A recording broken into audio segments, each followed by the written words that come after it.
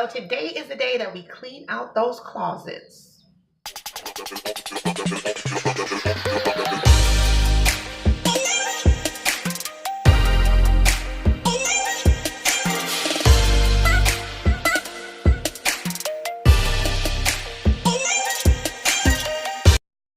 Okay, so what do I mean by cleaning the closet? You know those old, stuffed away, well-hidden character flaws that we all have, that we all need to deal with? That's what I mean by cleaning out those closets. And these character flaws often show up and show out once in a while, and usually they push people away.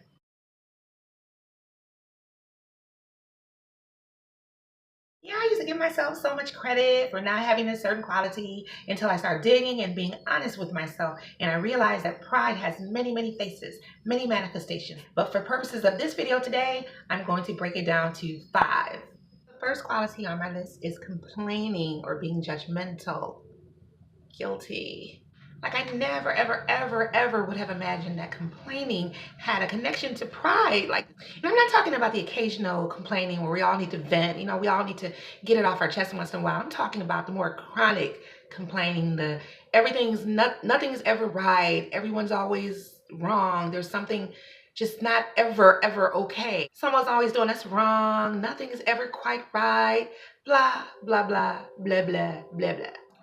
See, giving in to complaining can really hold us back from opportunities, from good relationships with people, and it's really an indicator that nothing's ever quite good enough for us in our own eyes. So a good idea when we find ourselves complaining like that is to stop, grab a hold of ourselves and think, how can I fix this? Like, what's really going on? Is it really this bad, or is there something really I need to deal with inside of me? So the best thing to do is to evaluate your feelings, regroup, kind of get your space, think about things, and make necessary changes. If it's your job that irritates you, if things are never quite right there, then make the necessary changes. After all, we don't want to clear a room with our sour dispositions, right? And in the end, we will be more happy. Humility is key. Okay, here's another good one. Talking too much about ourselves. Bragging, boasting. No one likes a bragger, right?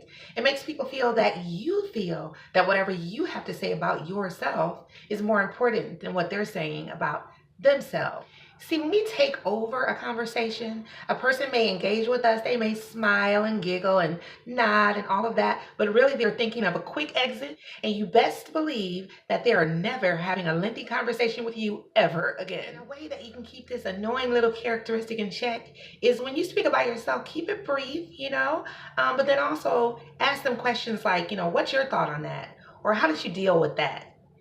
Questions like these show the listener that you're not just, interested in talking about yourself and your accomplishments and blah, blah, blah, but that you're also interested in them and what they're contributing to the conversation.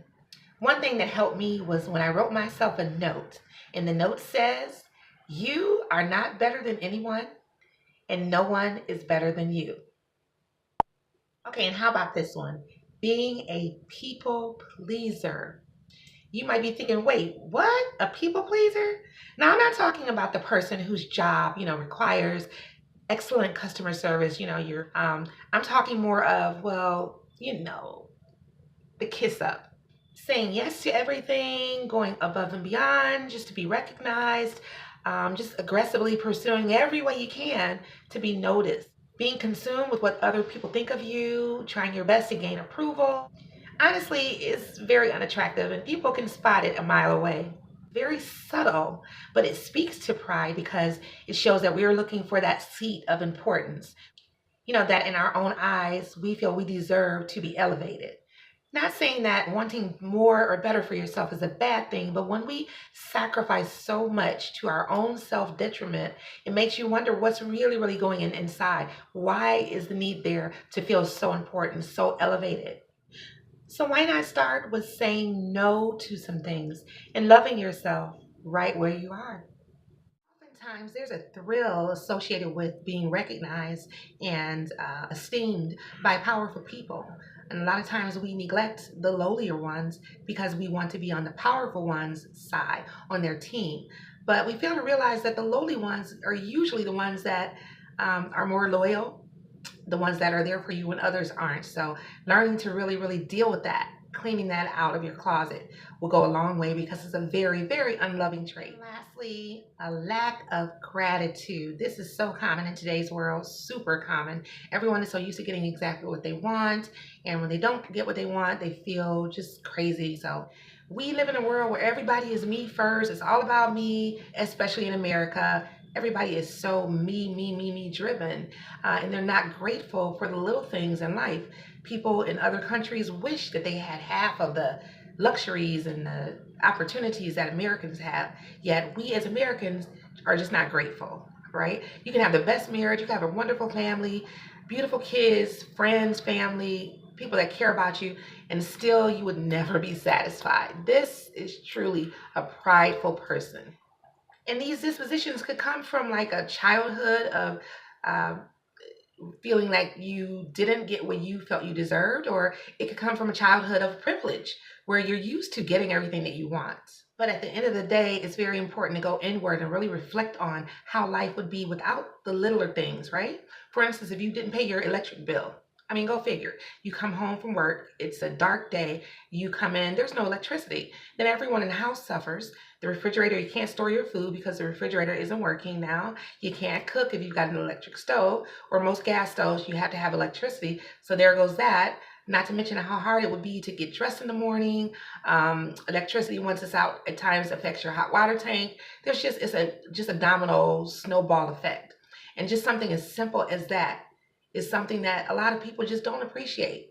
Having that luxury, having the ability to have lighted indoor dwellings, whereas over in Africa, parts of Africa, I know for a fact at a certain point of the day, their power goes out, period. And a lot of them, if they're lucky enough or blessed or fortunate enough, are, they have generators, so they'll have those to use. But it's just we take so much for granted, and we don't stop to give just thanks for little things. The fact that just whatever, we know what those things are. So practicing being gracious will go a long way. And one way we can do this is to stop and really, really think about our blessings. Think about where we've been versus where we are, the challenges we had along the way, the way ways were made for us, the way doors were opened for us, just the small things. Just consider these things and reflect on them, because they at that time were blessings to you.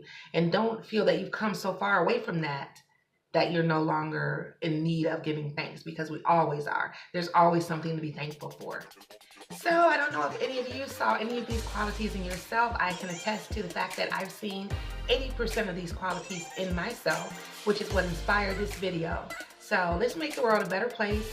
Let's go inward. Let's start cleaning those closets. Get that broom and that dustpan out. Get that spray, get that duster, get that mop. Let's do the work to make the world a much better place. It starts with one, and it starts with you. Thanks for watching, and I'll see you next time.